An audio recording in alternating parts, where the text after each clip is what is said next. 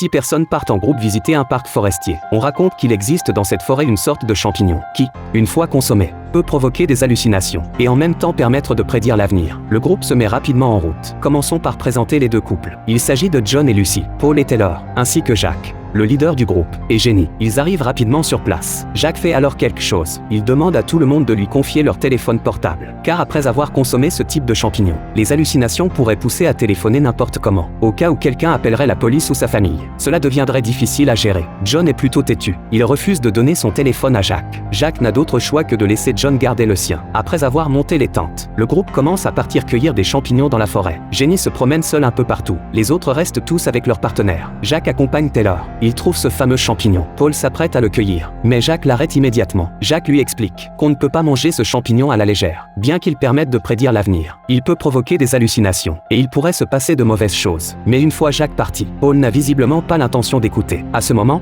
Jenny découvre aussi ce champignon. Poussée par la curiosité, elle le mange. Jenny entre alors dans un état hallucinatoire. Elle rêve que Jack l'embrasse. En réalité, elle convulse de tout son corps. Jack la retrouve rapidement. Il la réveille à temps et la ramène dans ses bras. Le soir venu, le groupe s'assoit autour du feu de camp pour raconter des histoires d'horreur. Jack raconte qu'il y a près de la forêt un orphelinat abandonné. On dit que les gens là-bas élevaient les enfants comme des chiens. Ceux qui désobéissaient étaient battus. Parmi eux se trouvaient des jumeaux, qui n'en pouvant plus, s'échappèrent. Mais ils furent rapidement rattrapés. Pour les punir, l'orphelinat les châtia sévèrement tous les deux. Le plus jeune des frères y laissa la vie. L'aîné, fou de rage, voulant venger son frère, sortit en cachette, cueillit 1,5 kg de champignons, qu'il mit dans la marmite de soupe. En une seule nuit, l'orphelinat devint silencieux. Seuls 3 enfants survécurent par miracle. Mais où sont passées ces 3 personnes? Personne ne le sait. Les autres sont terrifiés. Tous retournent se coucher. Devant la tente de Paul et Taylor, une ombre noire passe soudainement. Quelqu'un les espionne. Paul regarde et fonce directement dehors. Il va devant la tente de John, demandant si c'est John qui les espionnait. John était en train de dormir dans sa tente. Accusé à tort, il se met très en colère. Il balance directement un coup de poing. Heureusement, Jack et Jenny arrivent. Après avoir calmé la situation, tout le monde retourne se coucher. Mais Lucy commence à soupçonner John.